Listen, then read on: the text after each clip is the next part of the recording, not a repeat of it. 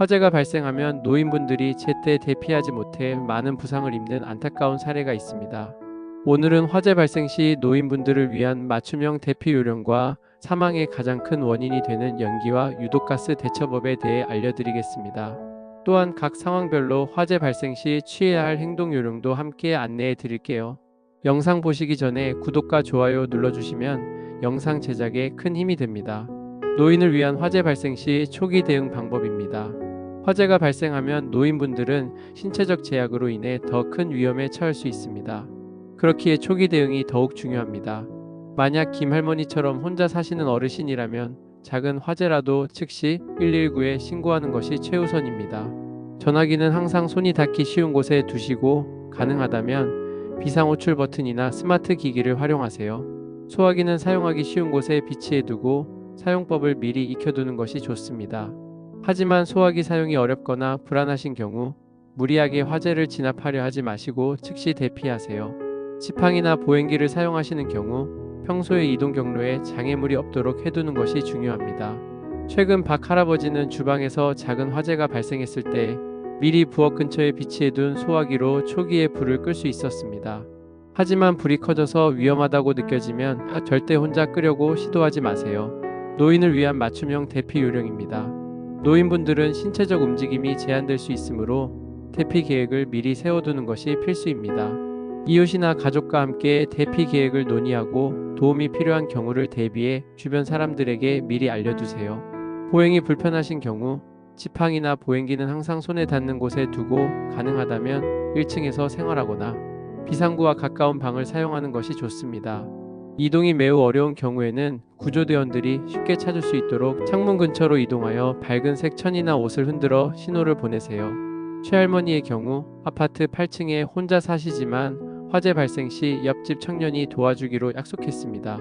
이처럼 이웃과의 협력 관계를 미리 형성해 두는 것이 큰 도움이 됩니다. 노인을 위한 연기와 유독가스 대처법입니다. 노인분들은 호흡기 질환이나 감각 저하로 인해 연기와 유독가스에 더 취약할 수 있습니다. 젖은 수건이나 마스크를 항상 침대 옆이나 쉽게 접근할 수 있는 곳에 준비해 두세요. 화재 시 호흡기를 보호하기 위해 젖은 수건으로 코와 입을 가리고 가능한 바닥에 가깝게 엎드려 이동하세요. 산소호흡기나 의료 장비를 사용하시는 분들은 화재 발생 시 장비를 어떻게 처리할지 미리 계획을 세워두세요. 가능하다면 휴대용 산소 공급 장치를 준비해 두는 것이 좋습니다. 이 할아버지는 천식이 있어서 연기에 특히 취약했지만 침실에 미리 준비해둔 젖은 수건으로 코와 입을 가려 안전하게 대피할 수 있었습니다. 노인이 거주하는 주택 유형별 화재 대응 전략입니다. 아파트에 사시는 노인분들은 엘리베이터 대신 비상계단을 이용해야 한다는 점을 기억하세요. 다리가 불편하신 경우 계단을 내려가기 어렵다면 계단참에서 대기하며 구조대를 기다리는 것이 안전할 수 있습니다. 단독주택에 사시는 경우 가능하면 창문을 통한 탈출 경로를 확보하고 창문 개폐가 쉽도록 평소에 관리해 두세요. 특히 시골 지역에 혼자 사시는 노인분들은 이웃과 비상 연락망을 구축해 두는 것이 중요합니다. 요양원이나 실버타운에 거주하시는 분들은 시설의 화재 대피 계획을 미리 숙지하고 정기적인 소방훈련에 적극적으로 참여하세요. 움직임이 불편한 경우 담당 직원이나 간병인에게 미리 도움을 요청해 두는 것이 좋습니다. 박 할머니는 요양원에 계시지만 정기적인 소방훈련 덕분에 화재 발생 시 어디로 대피해야 하는지 정확히 알고 있어 안전하게 대피할 수 있었습니다. 노인을 위한 맞춤형 화재 안전 기술과 장비입니다. 최근에는 노인분들의 안전을 위한 다양한 기술과 장비가 개발되고 있습니다. 음성으로 작동하는 화재 경보기는 시력이 좋지 않은 노인분들에게 유용하며 진동 경보 장치는 청력이 저하된 분들에게 도움이 됩니다.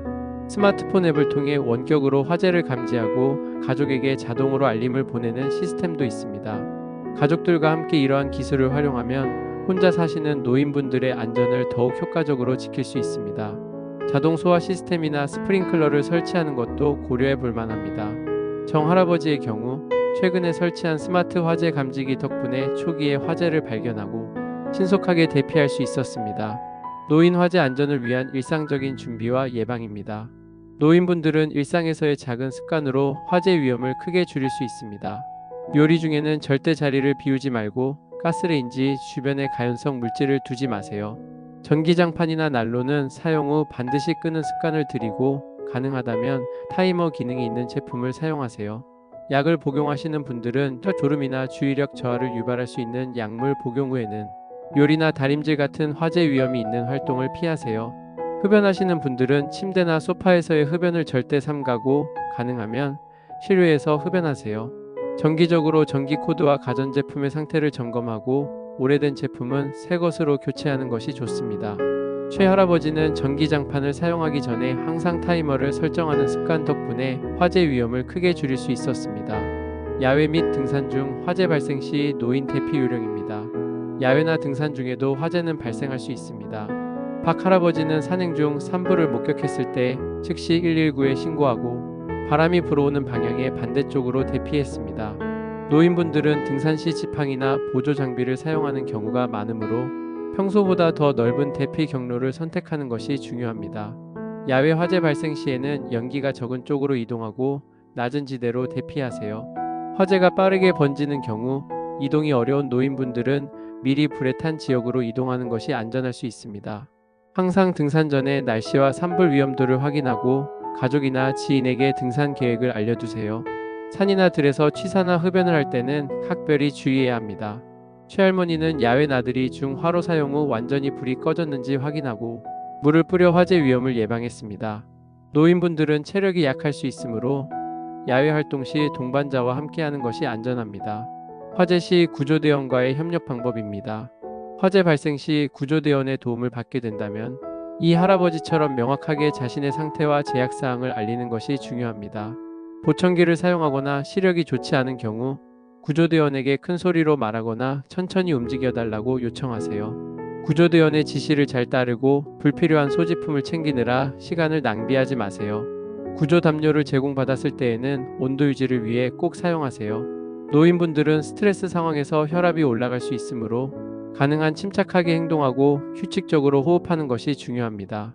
종합적으로 정리하면 노인 화재 안전은 준비와 예방이 핵심입니다.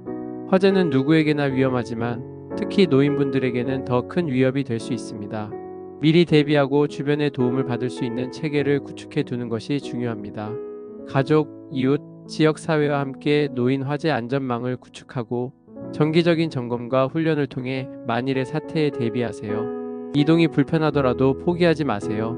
각자의 상황에 맞는 대피 계획을 세우고 필요한 도구와 장비를 준비해 두면 화재 발생 시에도 안전하게 대처할 수 있습니다. 무엇보다 중요한 것은 생명의 안전이니 화재 발생 시 무리하게 소지품을 챙기거나 화재를 진압하려 하지 말고 신속한 대피를 최우선으로 하세요. 이웃들과 협력 관계를 형성해 두면 화재와 같은 위급 상황에서도 안전하게 대처할 수 있습니다. 노인 화재 안전은 개인의 준비와 지역사회의 관심이 함께할 때 가장 효과적입니다. 오늘도 긴 시간 영상을 시청해 주셔서 감사합니다.